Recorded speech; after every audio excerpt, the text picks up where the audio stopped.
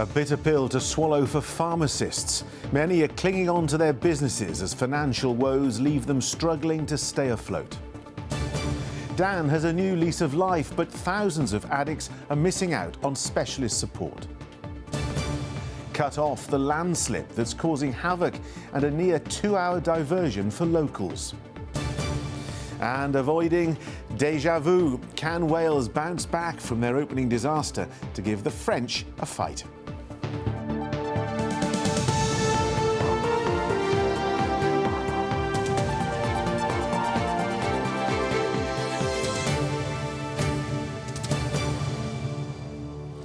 Hello, good evening. We rely on pharmacies to access life-saving prescriptions and offer vital health advice. But there's a warning tonight that many are clinging on by their fingertips after more than half of owners said they had to remortgage their homes or use personal savings just to stay afloat. A survey by the National Pharmacy Association also found 4 out of 10 pharmacies didn't make a profit last year, prompting fears that some could be forced to shut up shop. Mike Griffiths has our report. So what's the price on these? Serving the community through their pharmacies is something Jeff Thomas and his team are proud to do. Based in Newport, they found the demand for their services increasing sharply. Our patients tend to be very loyal, and we see whole families through. I've had babies when I started who are now in their 20s, which is alarming, and it's just very encouraging to see people really grow and develop. So we have a contract with the local health board, and we do a lot of prescriptions. What changed everything, I think, for a lot of people was COVID.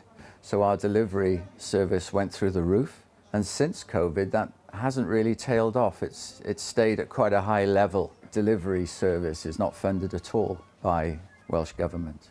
We do that out of our own pockets, in effect. Jeff says the cost of medicines, along with wage rises and supplies, are all adding to the strain. So too, he says, are drives to get pharmacies to take the pressure off GPs. We are at a tipping point where the services we're now expected and required to offer, which we do, we cannot continue to function like this. In my 40 years as a pharmacist, 23 years here, I've never seen a time like this when there's such a pressure on pharmacies. In fact, I've had to take out a loan in September to get me through the month. I'm 23 years into owning this pharmacy, and I now own twice as much as I did when I purchased it back in 2003. And that's not a fair return on 20 years' work. The National Pharmacy Association warns some of its members are faced with cutting services or going out of business. So there's a really serious risk now if the Welsh Government doesn't step in, that actually pharmacies will close, and we know that's concerning to patients. But what is required is a stabilisation payment alongside the payment that's been given to GPs, to give that additional funding, which will ensure that the pharmacies don't have to cut services. The Welsh Government says it has made significant investment in the sector in recent years. It argues it's increased funding for core services, along with support for pharmacies who are providing more. Jeff and his team hope they can continue to keep up with demand. Mike Griffiths, ITV News in Newport. Well, our health reporter Katie Fenton is here. Katie, we often hear the message about going to a pharmacy rather than visiting a GP, but there's clearly mounting pressure on both services. Yeah, that message, that push to get us using our pharmacies more started almost a decade ago now. Hundreds of them, like Jeff in Wales, can now prescribe medication for around 30 different illnesses, things like sore throats, UTIs, conjunctivitis. And this year we'll see the first cohort of pharmacy students graduate with that power to prescribe. In 2024, more than 400,000 people used the Common Ailments service. So the message is slowly starting to get through. And the aim, as we heard in Mike's report, is to ease demand on GPs and also hospitals. But Pressure has to go somewhere. It's gone on to pharmacists, and upskilling pharmacists takes time and it costs money. Now, Welsh Government does say it's spent more than £40 million to fund pharmacy reforms since 2017, but just 4% of pharmacists say they feel confident that they can afford to support this push to expand their role. And in the last 5 years, at least 32 pharmacies have shut down permanently in Wales. So, lots of people already find it hard to see their GP. Waits in emergency departments are long. And there is a serious warning tonight that without more cash, pharmacies could be the next place where patients feel that pinch. OK. Katie, thank you very much indeed. Accessing the specialist care rehabilitation centres provide is like getting a golden ticket, the CEO of a charity has told this programme. Brynawel Rehab in Rhondda and Taf helps people recover from addiction issues, but its boss says a shortage of funding for residential places across the country means thousands are missing out on vital support. As part of Welsh Charities Week, which celebrates their vital work across Wales, our reporter Hamish Auskerry has been speaking to a man from Tenby about how rehab saved his life. I was drinking very heavily. I think it tipped when my mother passed away. I was drinking about 18 cans a day, plus going to the pub for a pint. And it was your 50th when we went on holiday, and I can't remember that. I can't, because it was all I wanted was just beer. And when we were flying back, I said to my wife, I think I need rehab. Those 5 words probably saved Dan's life.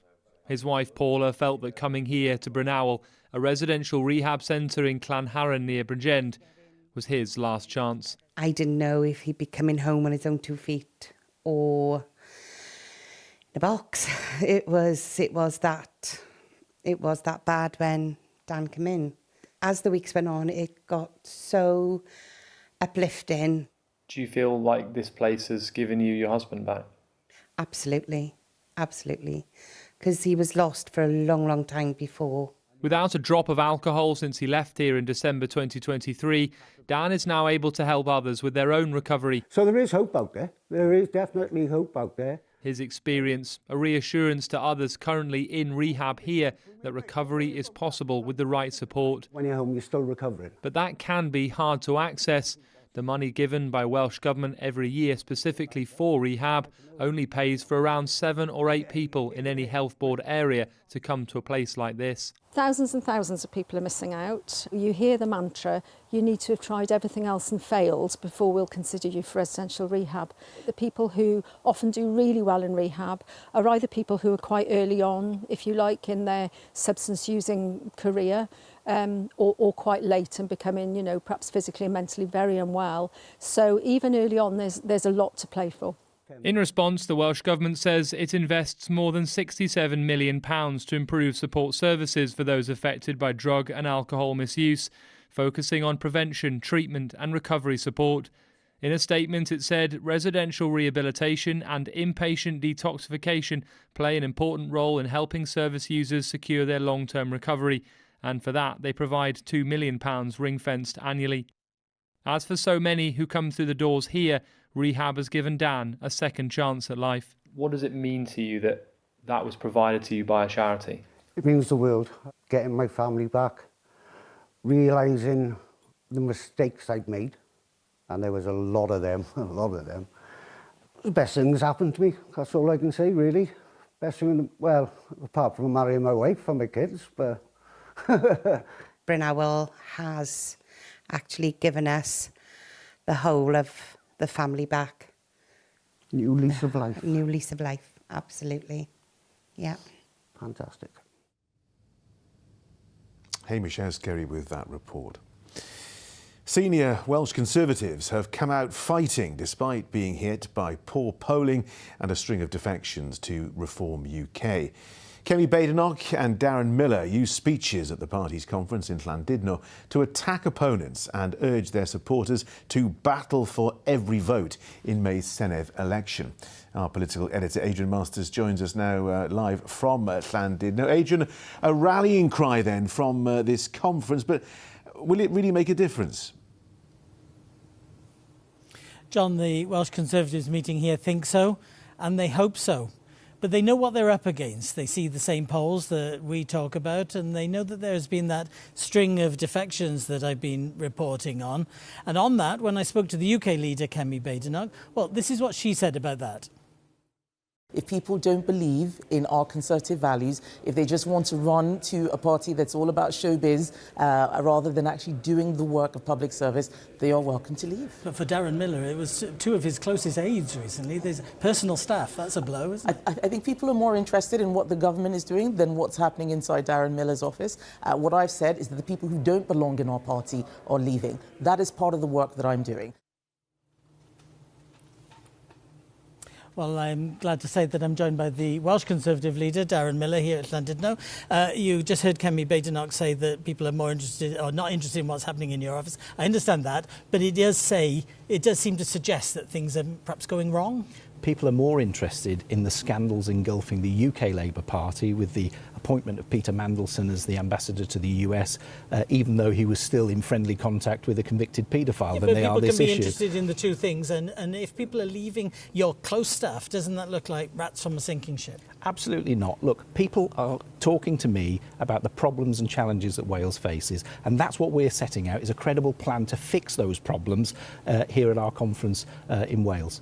Will you get a chance to implement that plan? You've seen the polls, 10% on the last poll. We're working really hard to get as many Welsh Conservatives elected as possible. We know that Labour's failed Wales, along with Plaid Cymru and the Liberal Democrats in the past, and we're the only credible option if people want to see the sort of change that needs to be delivered. When you say as many as possible, how many? Because our poll suggests it could be 4, 5, 6. Look, we always outperform the polls. I can remember getting elected in this very room in 2007 against the pollsters and the pundits' predictions, and we will do that again. But you're not going to be the government, are you? You're not going to be the Welsh government. Well, I think, look, no one is going to have an overall majority in the next Senedd. Yeah, but you won't be anywhere near a majority. But the deal I want to make with the people of Wales is this: if they vote Welsh Conservative, they'll get Welsh Conservatives elected, and the more Welsh Conservatives that are in that next Senedd, the more likely it is that our policies to cut taxes, cut waste, get our public services working again, we can implement them. And going back to what I was saying about in terms of defectors, how can you expect voters to trust you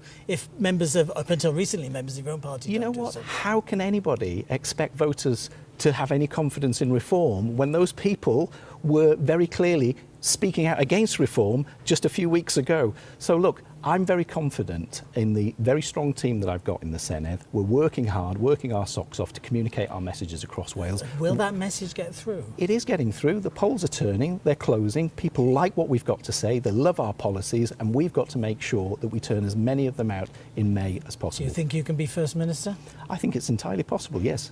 OK, well, if it's enthusiasm with votes, then you're well ahead, but it's going to take more than that. Darren Miller, thank you so much for talking to me here at Llandudno tonight.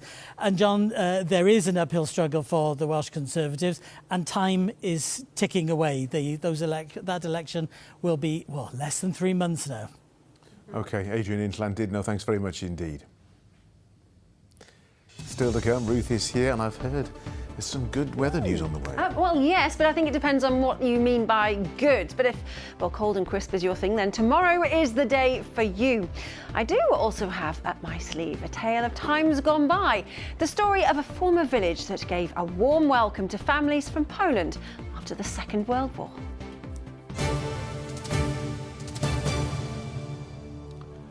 But before all that, imagine if getting to work took you nearly 2 hours longer than usual. Well, that's the reality for some living in the Llantoni Valley in Monmouthshire.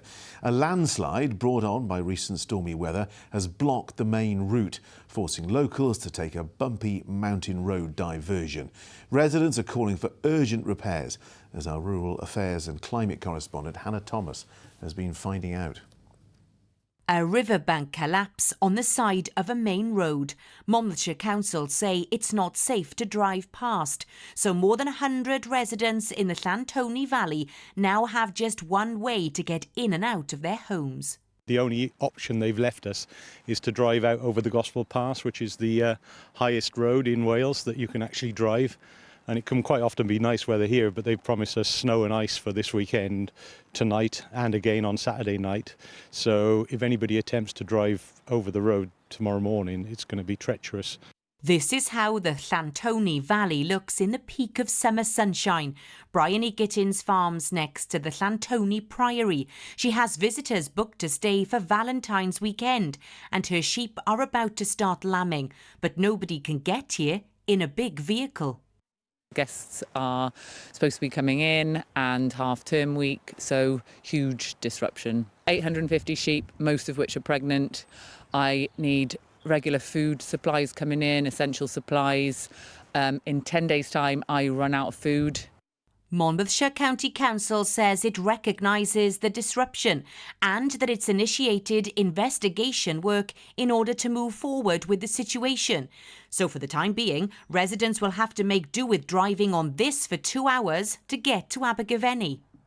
Well, you can see how narrow the lane is coming through here, and crucially where the potholes are. On this side, the potholes are in a complete line all the way through, and those are the conditions that residents say they're having to drive through now in order to get to a nearest town. This is as far as residents can come on the main road for now, but they're looking further up the valley because they say climate change could cause more landslips unless long-term solutions are found. The climate has obviously changed, so we're dealing with a lot wetter winters and more severe rains and storms, which this road is adjacent to the river quite a way up, so the river is causing a lot of the damage. It is a huge part of why the road is deteriorating. Monmouthshire County Council say the road must remain closed due to the serious risk to public safety, but residents hope that work will be carried out here soon. Hannah Thomas, ITV News in the Llantoni Valley. In rugby, Wales head coach Steve Tandy has made 4 changes to his team to face France on Sunday after last weekend's thumping at the hands of England. Wales now welcome the tournament favourites to Cardiff, And our sports reporter Matt Southcombe is at the Principality Stadium for us now with all the details. Matt, is this going to be another tough old weekend? Well, John, I'm afraid everything is pointing in that direction. As you mentioned, Steve Tandy's response to that defeat in Twickenham was to make 4 changes to his starting lineup, and we'll run through them, for you now. There are 2 changes in the front row, with both props being altered. In comes Rhys Carey and Thomas Francis, with Nicky Smith and Archie Griffin missing out. The second rows are unchanged, but there's a reshuffle in the back row. In comes Leicester's Ollie Cracknell, Aaron Wainwright changes to the blindside flank, and the final change comes in the back line, where Joe Hawkins, a little bit bigger, comes into the side for Ben Thomas at number 12. So there are the changes. They're all going to be bringing a little bit more physicality to this Welsh side, and they're facing a big old French team as well. But Steve Tandy, the head coach, also says they need to be smarter. We've got to be smarter because I think you've seen South Africa playing against France. You we are not South Africa. We're not the biggest teams in the world. So we've got to play and be smart in around what you were saying. We need to play rugby as well. We need to hold the ball. We're not going to go straight through France. You look at the size. You look at the 6'2" bench as well. Well, Wales's discipline has also been a major theme this week. They're currently averaging 2 yellow cards per game and 13 penalties conceded. Very difficult to win a game of Test match rugby with those statistics. They've drafted in a referee and 2 touch judges in training this week to officiate their training sessions in a bid to improve all of that.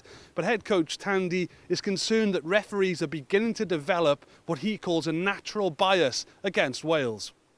The only ones that can change that is ourselves. I agree with you on being refereed slightly differently. That can happen, but that's a natural bias or natural perception of the game. And also I think the way the game is refereed now, there are more yellow cards naturally in the game, and we're on the wrong end of it, and you ain't going to win games if you concede 4 yellow cards, but it's something that we are definitely looking hard on. So there we have it then, John. That's the build-up. There is also discussion this week about how many tickets will be left unsold for this match. There is talk of around 10,000 still available. There was a time when tickets for this place were like gold dust, but it's probably a reflection of how things have been going both on and off the field here. The final preparations have been going on behind me. Don't forget, there are still 48 hours until kick-off. The game, of course, is on Sunday. Can Tandy's team turn everything around? It's a big ask.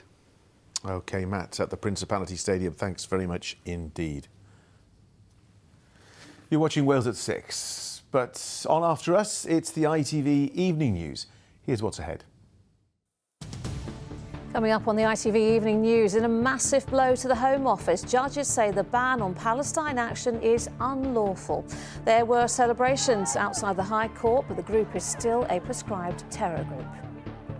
Extremists who planned one of the deadliest terror attacks in the UK are jailed for life. And how previously unseen letters show how Dame Vera Lynn really did help injured soldiers in wartime.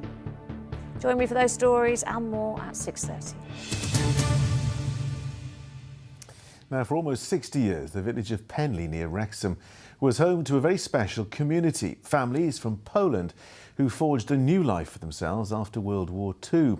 There was a school, a cinema, a chapel, and most importantly, a hospital. Well, the site closed down in the 2000s, and most of it has now been demolished, but its legacy lives on, as Adiola Dewis has been finding out. This industrial estate and those nearby houses were once Penley Polish Hospital. Opened in 1946, it was home to hundreds of families who forged a new life anchored by old traditions. This footage offers a rare glimpse of daily life at the hospital. It was filmed in the 1960s by Andy, who was just a teenager back then. He lived on the site, and his father ran the hospital for over 20 years. It was an opportunity for the Polish immigrants who came over from World War II to establish a Polish community here in Wales.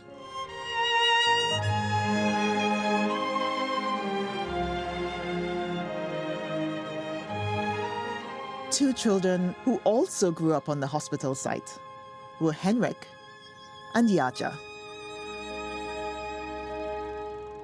I think they sort of called it Little Poland because that's what it was. It was like a mini version of an old-fashioned Poland.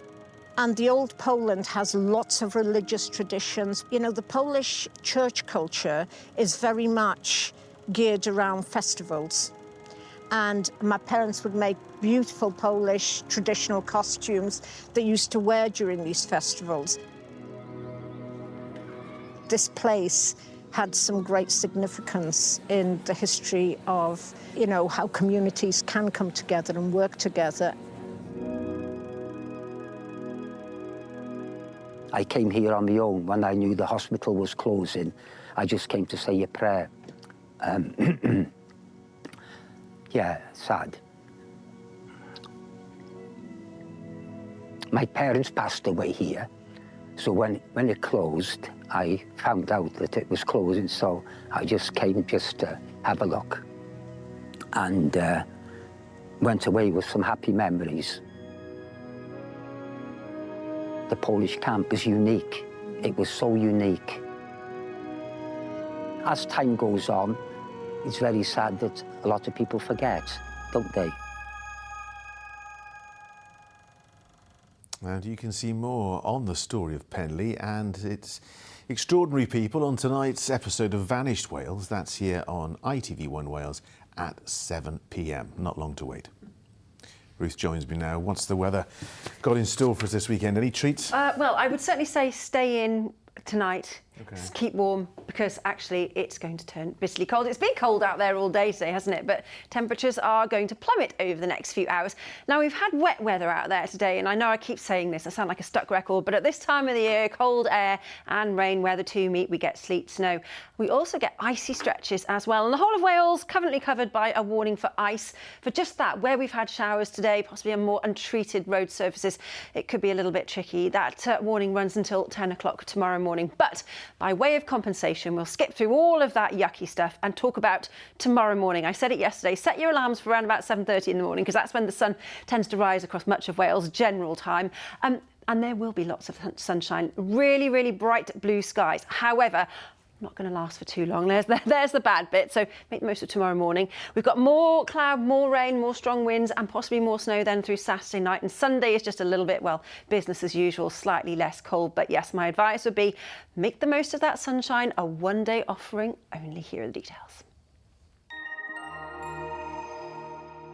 A clear start makes way for a day of ancient discoveries. TUI sponsors ITV Cymru Wales weather. Well, we've still got a few wintry flurries over the hills and mountains out there at the moment, but the wet weather largely confined to southern areas, and that will clear over the next few hours too. So a largely dry end to the night and a lengthy clear skies. Not surprisingly, the temperatures are going to drop like a stone. It is going to feel bitterly cold around the freezing mark, but for parts of Wales, we could see lows of -4, -5 degrees, making it the coldest night we've seen for quite some time. A little bit of a shock to the system. Thankfully, the winds will drop back, but that does allow for frosty conditions again by the early hours of Saturday morning. Could see a few showers just clipping into far northern coastal areas, falling as a little bit of a wintry mix, but temperatures are really going to struggle for much of Saturday. Lots of blue sky and sunshine to start the day, but make the most of that, because the cloud will build into the afternoon, so the sunshine will turn just a little bit hazy. The winds are more southerly, but it's still going to be cold, perhaps not as cold, as raw as it has been today. Highs of around 6 or 7 degrees, breezier around coastal areas. Out and about Saturday night, well, just be careful, because we've got another band of rain waiting in the wings. So Saturday, a dry day, but Saturday night looks, well, frankly, very wet and windy. And again, something of a wintry mix in these showers as they clear through. But they will clear through quite quickly, being blown on quite a keen breeze. And that breeze is key, as I mentioned, because it is more southerly. So temperatures through much of Sunday are going to feel, well, milder, certainly less cold than Saturday, but it is going to be an unsettled day. The winds will be brisk, and you could see a few sharp showers from time to time, but thanks to that milder air, nothing too wintry. And as far as your outlook is concerned, I think just unsettled sums it up nicely. TUI sponsors ITV Cymru Wales weather.